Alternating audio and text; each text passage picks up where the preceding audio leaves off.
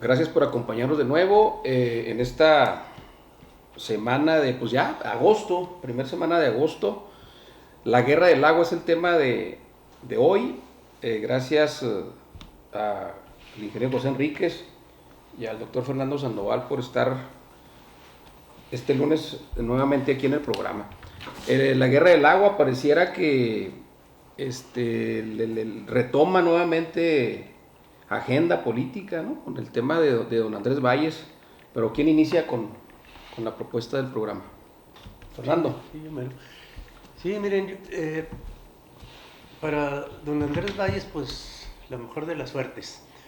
Pero yo creo que en este programa, que como bien dice el doctor Cermeño, la guerra del agua o la defensa del agua, bueno, es iniciar con dos interrogantes. Una sería, ¿por qué los conflictos regionales que se están dando justamente en la región centro-sur, no se expresan dentro de los cauces institucionales? Y la otra, ¿será que la explicación del conflicto debe buscarse en la confrontación de un núcleo político electoral contra el presidente López Obrador? A partir de estas dos preguntas, a mí me parece que buscarlo, sobre todo en este asunto político, sería verlo de manera muy reduccionista. O sea, buscarlo en cuestiones políticas y el frente político que efectivamente se formó contra la Cuarta T previo a las elecciones. Sería cometer un error muy serio y desdeñar la esencia del problema y lo que hay de legítimo en la demanda de los productores de esta región y de la propia población. A mí me parece que las causas debemos inicialmente buscarlas en el bloqueo, los mecanismos de integración de las demandas que tienen, pues, los diversos actores que andan por ahí participando, y en la clausura de la discusión política en los temas que más han afectado en las condiciones sociales y económicas de los actores participantes. Y también me parece que para poder entender todo esto, la guerra del agua y la detención de don Andrés, pues tendría que abordarse desde la comprensión, primero, de una situación política concreta. Luego, tendría que revisarse el resultado de la correlación de fuerzas que existe entre los diferentes actores ahí en la región, para luego ver cómo se han sedimentado diversos sentidos compartidos y cómo se han venido alineando en esto que en lo general se denomina la guerra del agua. Y, y bueno, esto hay que entenderlo que se está enmarcado en una distribución desigual del poder, siempre inestable, sujeto a tensiones, contradicciones y cambios, y desde la comprensión de los equilibrios, negociaciones y disputas que componen un determinado orden social. Estas serían mis premisas iniciales para luego hacer un planteamiento complementario. Muy bien. José. Interesante, interesante el caso. Yo creo que hay que empezar diciendo que no hay claridad en el cumplimiento o no cumplimiento del tratado. Yo no he visto realmente ningún reporte serio y demás fuera de lo que ve uno en las notas con opiniones encontradas. Yo creo que lo que diferencia este conflicto con otros conflictos que ha habido en el país es que en la 4T perdió. Yo creo que yo no tengo recuento de algún otro en donde realmente la sociedad hubiera hecho valer su sentir y haya triunfado, ¿no? Tenemos el caso de Dos Bocas, donde prácticamente están devastando la población del Paraíso, ¿no? Una población de 25,000 habitantes, en donde está deshaciendo las calles por el tráfico de las maquinarias pesadas y demás, y la población pues está en total vulnerabilidad y perdiendo, ¿no? Aquí también otro punto que hay que tomar en cuenta es la detención de las personas del ejército, por el caso del homicidio del activista. De Jessica, que también pone un tanto contra la pared al presidente, en cuanto seguramente el ejército dijo o todos coludos o todos rabones, ¿no? Entonces aplican la ley, ahora sí que la ley no se debe aplicar como estado de excepción, pero se aplica como estado de excepción, puesto que en ningún otro caso similar en México se ha actuado de esa manera, ¿no? Sí, y luego yo estaba analizando también desde el punto de vista de mercadotecnia política. A mí se me hace que los asesores del presidente y el propio presidente no le han medido bien el tema del agua en Chihuahua. Cuando estábamos hablando hace meses de que no había ni causas ni líderes en los partidos políticos para las campañas del 6 de junio, creo que ahora le están dando a Chihuahua una causa, que es el agua.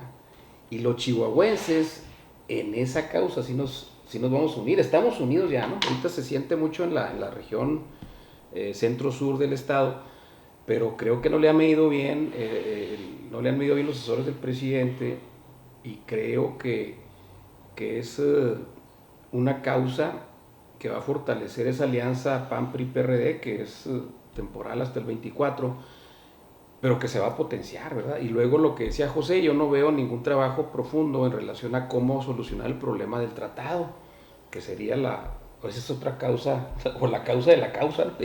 Entonces, y luego lo que vimos, ¿no? En la marcha del contingente de los 100 vehículos que viajaron los agricultores de la zona centro-sur aquí a los juzgados federales, aquí en la avenida Mirador.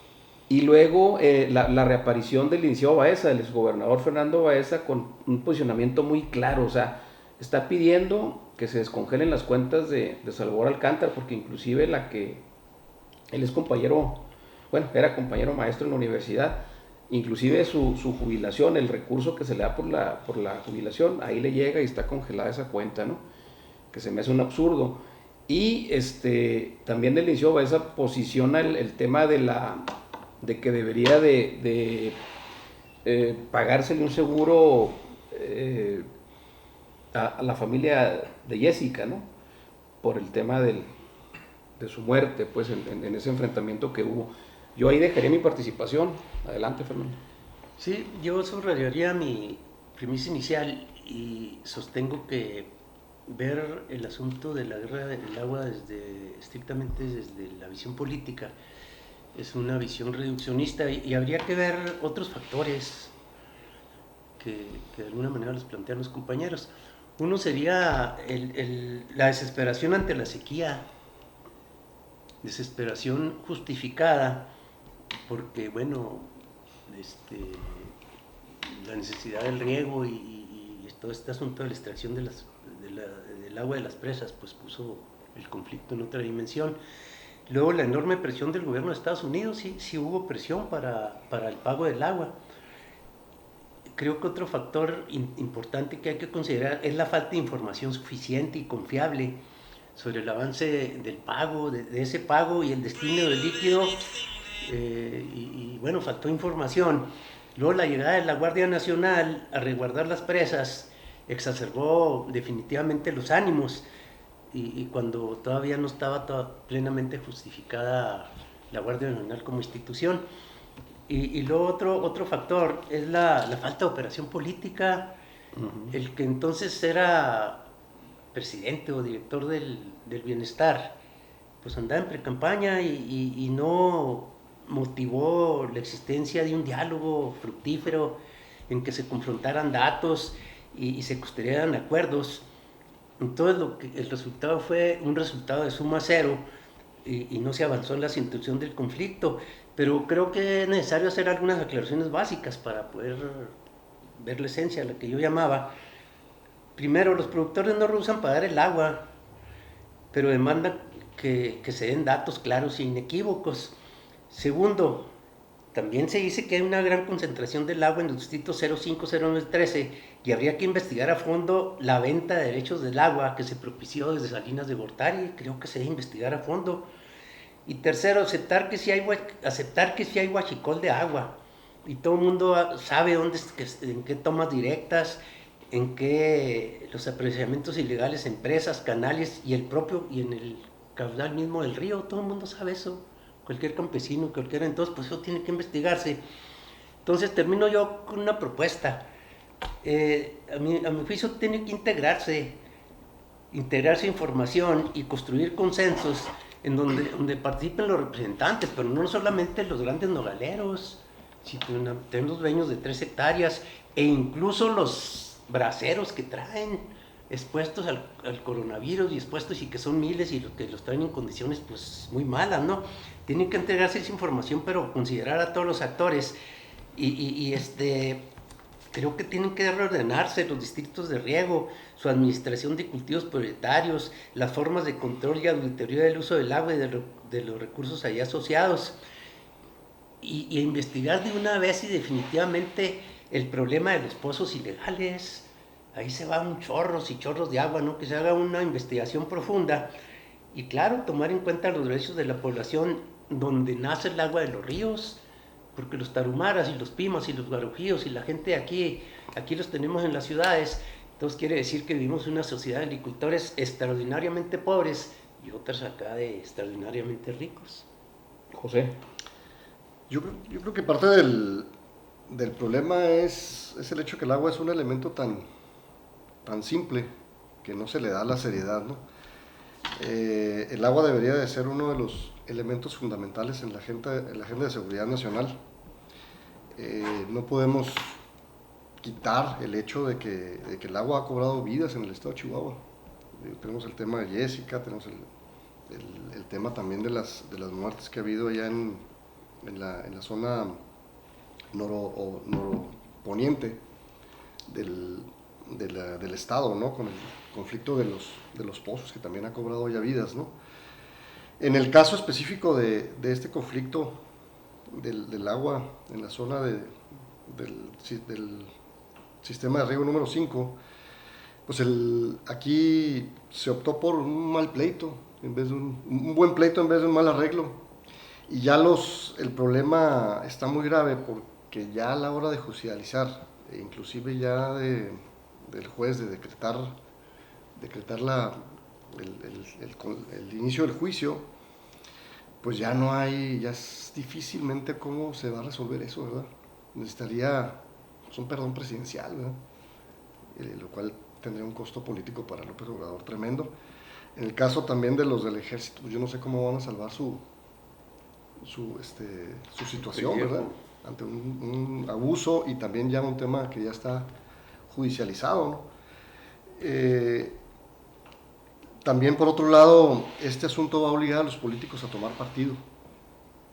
La entrante gobernadora pues va a tener que decidir si se apoya al tema del agua o si se hace pato, ¿no? Con tal de tener una mejor relación con el presidente. Entonces también es una situación que le va a afectar a otros temas en el estado, ¿no? Yo creo que lo que va a terminar siendo es que el agua entra ahora sí a la agenda, ¿no? A la agenda nacional. Coincido mucho con el profesor en el sentido de que se debe hacer un estudio de fondo y ver realmente cómo está el tema de los permisos, del huachicoleo en el norte de la ciudad, el abuso de los permisos y derechos en el sistema de riego número 5, ver en calidad de qué están, si se están usando para los riegos que fueron concedidos, ¿no? Etcétera. Entonces se viene un gran movimiento que ojalá que ya regularice de una vez por todas el uso de este elemento que es un elemento que cobra vidas, ¿no? Dicen que el agua es vida, pero también desafortunadamente es muerte. Es muerte. Claro. Bueno, el pueblo espera justicia verdadera y equitativa, diálogo respetuoso y sereno que anteponga los intereses, que esté por encima pues el interés general sobre los intereses particulares. Ojalá y así sea. Gracias por acompañarnos. Nos vemos el próximo lunes.